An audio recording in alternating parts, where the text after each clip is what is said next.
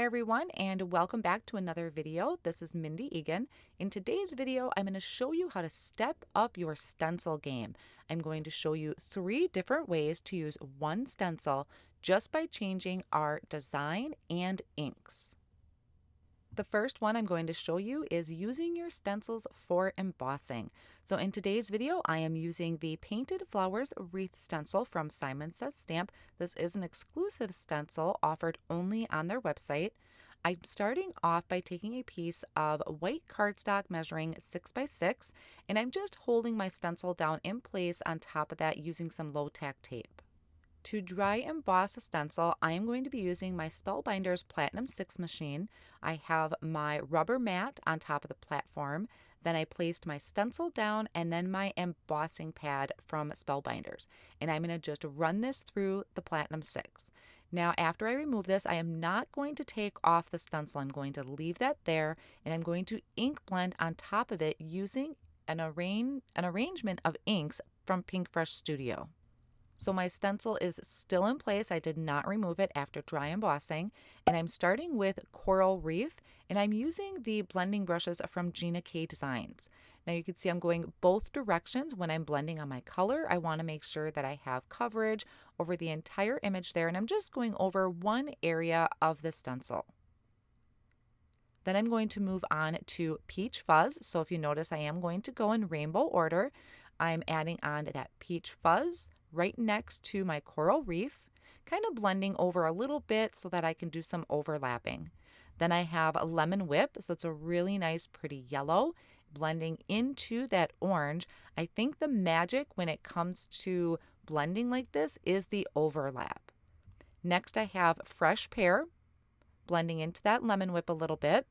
Then I have Ocean Breeze, and I'll finish it off with Soft Lilac. And I really love the blend that I get with the purple and that light blue. It is just absolutely magical.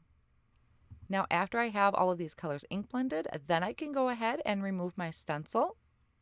And I'll give you a close-up look here of what this looks like with the dry embossing. I know it's kind of hard to see on camera, but when I hold it up close here, you'll be able to catch that there's that little bit of lift to the image. And on the back, you can see there's the embossing as well, or the debossing. And this just really helps give a little more interest to the stencil on the card. And I love the feel of it. So I'm going to set this off on the side, and I'm going to work on my next idea for you, which is using your stencil in a different way. Instead of this wreath being the center of the card, I'm putting it down in the corner of my cardstock. This cardstock measures 4 1/4 by 5 1/2, just a white cardstock, any 80-pound white cardstock. And I'm going to ink blend those same colors. So I did mask off part of the area, so I'm not getting any ink blending on the rest of the card where I don't want it. So I have the Coral Reef, Peach Fuzz, and Lemon Whip. So these are my warm tones I'm adding down in this one corner. Then I'm going to lift that up. I do kind of wipe off my stencil a little bit just to get some excess ink off. Then I'm going to move my cardstock and put the wreath down in the other corner. Now I'm going to bring in the cool tones, which is the Fresh Pear, Ocean Breeze, and Soft Lilac. So this is a great layout design, not only for a wreath type of stencil, but look at any of your stencils in your collection and just try and look at it differently. Instead of placing it where you assume it would go, try something different, like in the corner or just off on one side. So I'll remove my Post-it tape, I'll wipe this wreath down, and I'm going to work on my third idea using these stencils. So next, I will be doing this stencil on black cardstock. Now this is pitch black cardstock from Hero Arts. You can use any black cardstock in your collection or any other type of dark colored cardstock. I'm holding that in place with low-tack tape.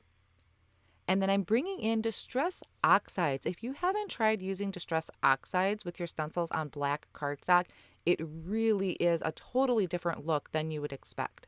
So I am using Kitsch Flamingo, Dried Marigold, Squeezed Lemonade, Twisted Citron, Peacock Feathers, and Wilted Violet. You can use any blending tool to do this. I happen to have a foam for each of my colors, so I'm just using the foam pads and my mini ink blending tool to do this.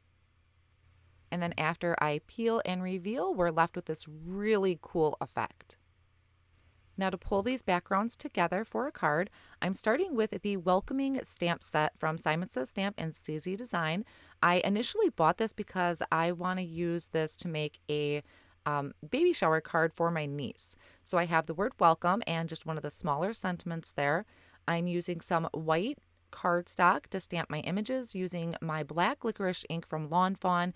Any black ink or colored ink will work. And then just stamping that down. What I really love about this is they include coordinating dies for a lot of these sentiments. Like the welcome there, I'll be able to die cut out. And then I'm also using the sentiment labels die from Simon Says Stamp to cut that out into a thin strip.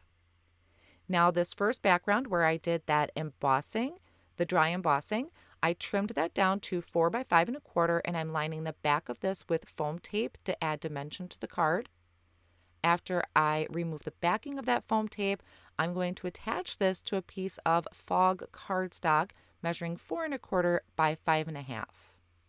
I'm going to add a little bit of dimension to my sentiments by taking some scrap pieces that I have of my foam tape, and I'm going to just trim them down into really small pieces to add to the back of my sentiments.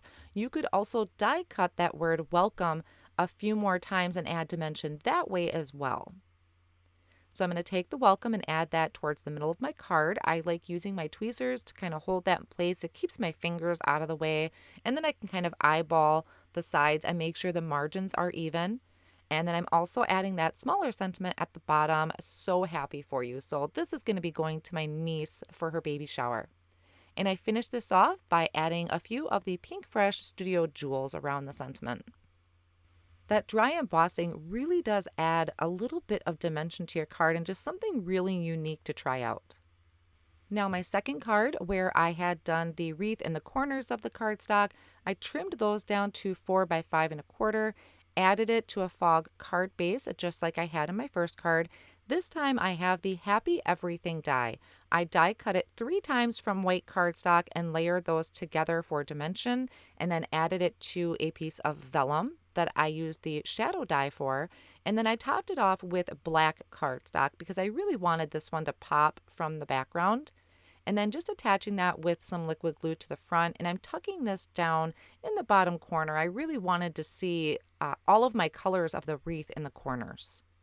So that will finish off my second card design idea for you using this stencil. And then for my third card, where I had used a black cardstock with the Distress Oxide inks, I didn't capture it in video, but it was very easy to finish putting together. I trimmed that panel down to 4 by 5 1/4, added to a white card front using foam tape again, and then I just added the die cut word beautiful on top. So there are 3 ideas to get you started with stencils. I know there are tons of different ways to use stencils, but these to me are 3 of the quickest ways to use them. I hope this has inspired you to create with stencils and check them out. I will have all of the supplies listed down below in the video description and over on my blog as well. Thanks so much for joining me, and I'll see you again soon.